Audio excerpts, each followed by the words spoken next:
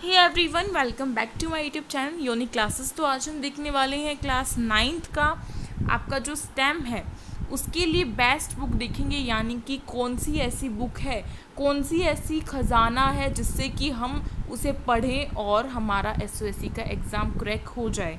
यानी कि एक ऐसी बुक जो कि पढ़ने के बाद ऐसा हो जाएगा कि पढ़ लेंगे आप उसे पूरा अच्छे तरीके से, तो फिर आपका जो एसओएससी का एग्ज़ाम है उसे क्रैक करने से कोई नहीं रोक सकता और आपके एडमिशन से भी आपको कोई नहीं रोक सकता। ठीक है, तो ये स्पेशली क्लास 9th के लिए है, वो भी स्टेम के लिए। बाकी सारे जो अलग आपके वो होंगे, जैसे कि आपके अलग अलग जो भी डोमेन सब्जेक्ट्स हैं उनके लिए भी मैं लाऊंगी। तो आपको कमेंट करके बताना है कि इस वीडियो के बाद आपको कौन सी वीडियो चाहिए। ठीक है, चलिए आज बात करते हैं बेस्ट बुक के बारे में। तो बेस्ट बुक देखो, बेस्ट बुक कोई एक नहीं होती।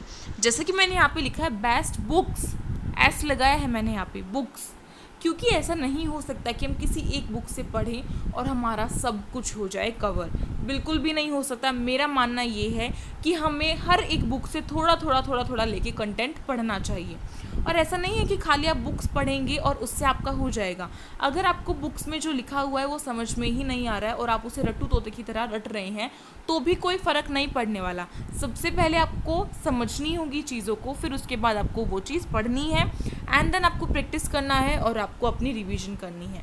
ठीक है, तो ये तो हमारा प्रोसेस रहता है, ये तो हम सभी को पता है।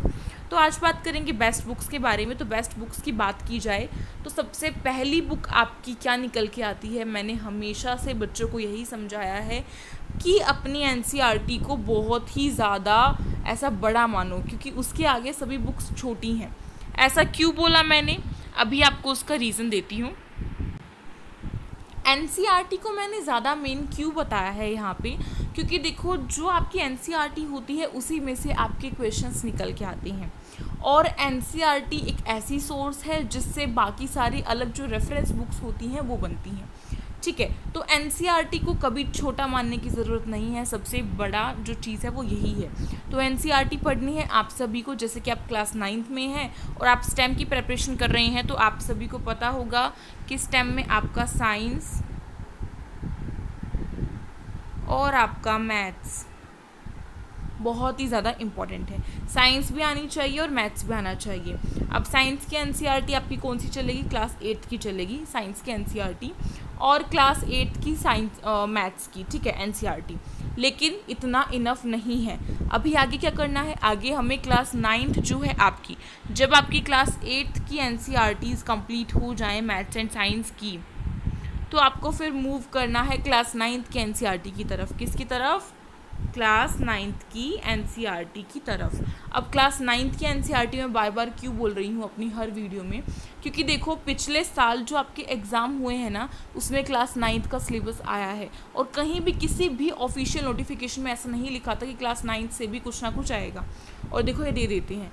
तो ये तो खैर हुई बात कि भाई वो दे देते हैं तो उस पर हम कुछ नहीं कर सकते, लेकिन हमें पढ़ना पड़ेगा। तो क्लास 9th की जो आपकी एनसीईआरटी है उसके लिए आपको साइंस की एनसीईआरटी पढ़नी होगी क्लास 9th की, और सेम आपको मैथ्स की पढ़नी होगी। मैं ऐसा नहीं बोलूँगी कि आपको सारी एनसीईआरटी करने की ज़रूरत है क्लास 9th की, नहीं, बिल्कुल नहीं। आपको कुछ चैप्टर करने हैं, जैसे कि केमिस्ट्री के स्टार्टिंग के चैप्टर कर लीजिए, जो मैथ्स है उसमें भी स्टार्टिंग के चैप्टर कर लो, फिज़िक्स के स्टार्टिंग के चैप्टर करो, और आपकी जो बायोलॉजी है उसकी भी स्टार्टिंग के चैप्टर करो। जैसे कि 9th में आपके काफ़ी सारे चैप्टर आते हैं, एटम के आते हैं, ठीक है, और भी बहुत सारी चीज़ों के चैप्टर्स आपके आते हैं। फिज़िक्स में भी काफ़ी सारी चीज़ों के बारे में हमें पता चलता है, तो वो सारी चीज़ें आपको करनी है। अब आप सभी कहेंगे कि 8th का सिलेबस तो हमसे हो नहीं रहा है, 9th का कैसे करें। तो देखो ऐसी कोई भी बात नहीं है। अगर आपको इसमें सिलेक्शन लेना है तो अपने दिल को पत्थर बनाकर, अपने दिल पे पत्थर रखकर आपको क्लास 9th भी पढ़नी पड़ेगी अभी से। और इनफैक्ट ये आप सभी के लिए ही बेटर है, बिकॉज अगर आप अभी से 9th को पढ़ना शुरू कर देंगे क्लास 8 कंप्लीट करने के बाद, तो आप इतने तो एबल हो जाएंगे कि आपका एडमिशन हो जाए एसओएससी में। दूसरी चीज़, क्लास 9th हमारी मुश्किल होती है, क्लास 9th ईजी नहीं होती, उसमें सिलेबस बहुत बढ़ जाता है। जैसे कि आपका एसएसटी को लगाओ या फिर साइंस को लगाओ, हर चीज़ में सिलेबस बढ़ता है। तो क्यों ना हम थोड़ा थोड़ा सिलेबस पहले से ही कर लें, ताकि जब हम क्लास 9th में एंटर करें तो हमें प्रॉब्लम ना हो।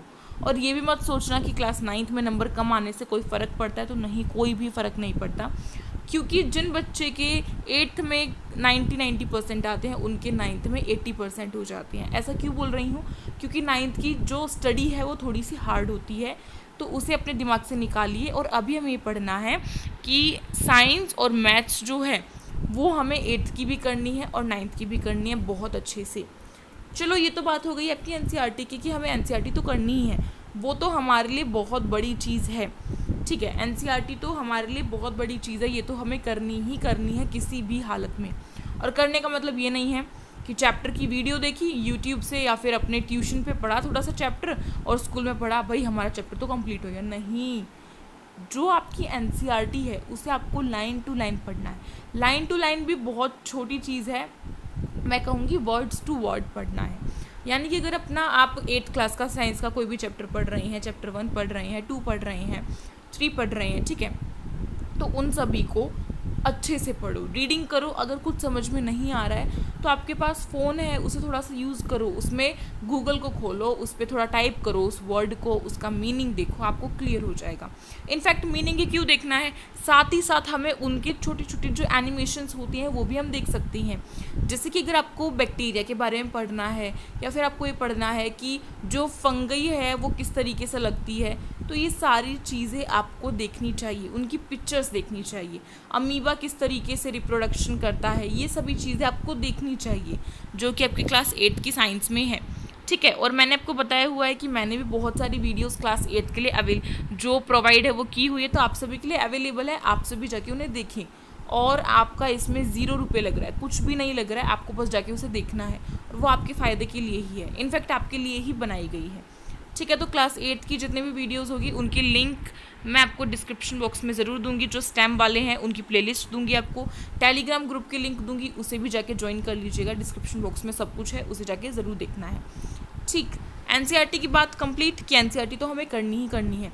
उसके बाद आपकी और बुक्स आती हैं, जैसे कि आप मैथ्स के लिए, स्पेशली मैथ्स के लिए आप किसके लिए, 1 सेकेंड, बात कर रहे हैं हम यहाँ पे मैथ्स की, तो मैथ्स के लिए आप आर गुप्ता की बुक ले सकते हैं।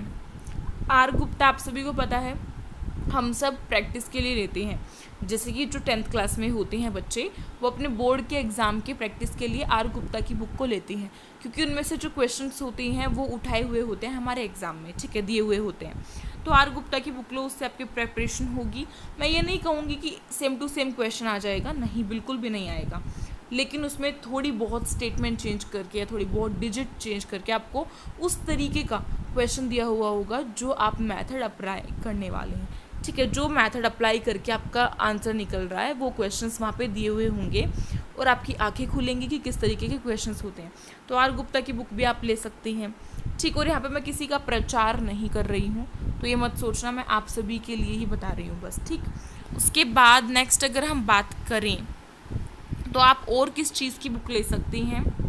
चलिए अभी बात करते हैं और किसी सब्जेक्ट की, जैसे कि साइंस है या फिर आपका मैथ्स है, इन सभी के लिए किस चीज़ की बुक ली जाए।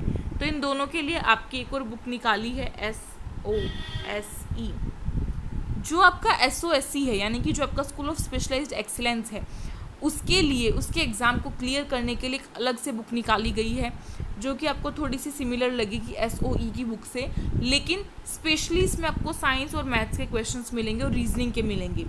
ठीक, साइंस, मैथ्स और रीजनिंग, इन तीनों के क्वेश्चंस आपको SOSE की बुक में मिल जाएंगे। तो अगर आप चाहें तो इसे परचेज़ कर सकते हैं, आपको ऑनलाइन भी मिल जाएगी किसी वेबसाइट पे, लाइक फ्लिपकार्ट पे, अमेज़ोन पे। ठीक है, और अगर आप किसी के घर के पास में कोई ऐसा बुक स्टोर है जहाँ पे सभी बुक्स मिलते हैं, तो आप वहाँ पे जाके पूछ सकते हैं। अगर आप उनसे बोलेंगे कि आप हमें दे दो, हम ऑर्डर कर रहे हैं, तो वो आपको ला के भी दे देंगे। ठीक है, वरना ऑनलाइन तो है ही हमारे पास आजकल, तो ऑनलाइन भी मिल जाएगी, ऐसी कोई दिक्कत वाली बात नहीं कि ऑनलाइन नहीं मिलती है, मिल जाती है। तो SOSE की बुक है, वो भी आपकी आ जाती है एक्स्ट्रा में। अगर हम रेफरेंस की बात करें तो आर गुप्ता हो गया आपका SOSE हो गया। ठीक है, ये सभी बुक्स आप ले सकते हैं। आपकी NCERT तो मेन है भाई। ओके, और भी बहुत सारी अलग अलग बुक्स होती हैं जो कि आप पढ़ सकते हैं, जैसे कि 9th क्लास के लिए लखमीर सिंह की बुक होती है, जो कि NCERT से थोड़ी सी अलग होती है, लेकिन उसमें बताया हुआ बहुत अच्छा होता है, इजी लैंग्वेज में बताया हुआ होता है, आपको समझ में आ जाएगा। ठीक, तो इस तरीके की बुक्स आपको मिल जाएंगी, आप ज़रूर देखिएगा उन्हें। और अगर आपको ऐसा लग रहा है कि हम एनसीईआरटी बुक को पढ़ने के बाद कर सकते हैं तो ऑब्वियसली आप कोई बुक मत खरीदिए। और साथ ही साथ आपको बताऊं तो आप यूट्यूब चैनल्स को देख सकते हैं, सर्च कीजिए। मैं ये नहीं कहूँगी कि खाली आप मेरे को देखें, नहीं, बिल्कुल भी नहीं। जिससे आपको समझ में आ रहा है उसको देखो। साइंस के चैप्टर्स को अलग अलग सर्च करो, जो आपको नोट्स दे रहा है उसको देखो, ठीक। और आप अपने जो गूगल होता है उससे भी आप पढ़ सकते हैं। किसी भी चीज़ के बारे में अगर आपको कुछ भी निकालना है, कुछ भी, मानो साइंस का कोई भी है या फिर मैथ्स का कोई भी क्वेश्चन है, वो आप टाइप कर दो, आपका वो आ जाएगा। वो आपको पूरा मेथड भी समझाएंगे, ठीक। तो ये तो बात हो गई हमारे ऑनलाइन सोर्सेज की और बुक्स की, मैंने आपको बता दी। और ऐसा ज़रूरी नहीं है कि हमें अपनी एक्स्ट्रा बुक्स ख़रीदनी ज़रूरी है। मैं ये बिल्कुल भी नहीं कहूँगी कि आपको एक्स्ट्रा बुक्स ख़रीदने की ज़रूरत है। 1 सेकेंड, मैं ये बिल्कुल भी नहीं कहूँगी कि आपको एक्स्ट्रा बुक खरीदने की कोई भी ज़रूरत है या फिर आप अपनी कोई ऐसी रेफरेंस की बुक खरीदें, ऐसी कोई भी ज़रूरत नहीं है। ऐसी बात नहीं है कि बच्चे क्रैक नहीं करते, बिल्कुल करते हैं। अगर बच्चे एनसीईआरटी को अच्छे से पढ़ रहे हैं तो वो इस एग्ज़ाम को बिना किसी बुक के क्रैक कर सकते हैं, बिना किसी ट्यूशन क्लासेस के क्रैक कर सकती हैं। ऐसा कोई हाई फाई एग्ज़ाम ये नहीं है, ठीक है। तो इसलिए अगर आप अपनी एनसीईआरटी बुक से इसे करना चाहते हैं तो आप वो भी कर सकती हैं। एनसीईआरटी बुक आपके लिए बहुत अच्छा सोर्स है। एनसीईआरटी बुक से आप बहुत कुछ कर सकते हैं, अपना कंप्लीट कर सकते हैं अपने सिलेबस को। सबसे पहले मेरा कहना ये है कि क्लास 8 का अपना साइंस और मैथ्स का सिलेबस कंप्लीट करो, जल्दी से जल्दी सारे चैप्टर्स करो, उनकी प्रैक्टिस करो। उसके बाद क्लास 9th पे आप मूव ऑन करो, ठीक है। तो ये तो हो गई आपकी बेस्ट बुक्स की बात। अब कुछ बच्चों ने मुझे ये भी कहा था कि मैम टाइम टेबल लेके आओ, किस तरीके से हमें टाइम मैनेज करना है, 8 को भी लेके चलना है, प्रेपरेशन भी लेके चलनी है। तो वो सारी बातों के लिए आपके लिए एक अलग से वीडियो बनाऊंगी। तो उसके लिए अभी तो खैर ये वीडियो मुझे यहीं पे बंद करनी पड़ेगी, इसलिए आप फटाफट से चैनल को सब्सक्राइब करें, साइड में जो बेल आइकन है उसे कर दें प्रेस, जिससे कि न्यू वीडियोस की नोटिफिकेशन आपके पास टाइम टू टाइम आती रहेगी, ठीक है। और टेलीग्राम ग्रुप को ज्वाइन करें प्लीज़, उसकी लिंक मैं आपको डिस्क्रिप्शन बॉक्स में ज़रूर दे दूँगी। साथ ही साथ कमेंट करके बताएं कि नेक्स्ट वीडियो आपको किस टॉपिक के ऊपर चाहिए, ताकि मैं आप सभी के लिए बना दूं, आप सभी की क्वेरीज़ को दूर करूं। कोई भी अगर आपको ऐसे डाउट है तो भी आप मुझे कमेंट कर सकते हैं, मैं आपको बता दूंगी। और हमारी इंस्टाग्राम आईडी है यूनिक क्लासेस के नाम से, अगर आप चाहें तो उसे भी जाके फॉलो कर सकती हैं, ठीक है। तो मिलेंगे एक न्यू वीडियो के साथ, अब तक के लिए आप वीडियो को लाइक करें अगर पसंद आई हो और अपने फ्रेंड्स में शेयर करें। Thank you so much for watching this video.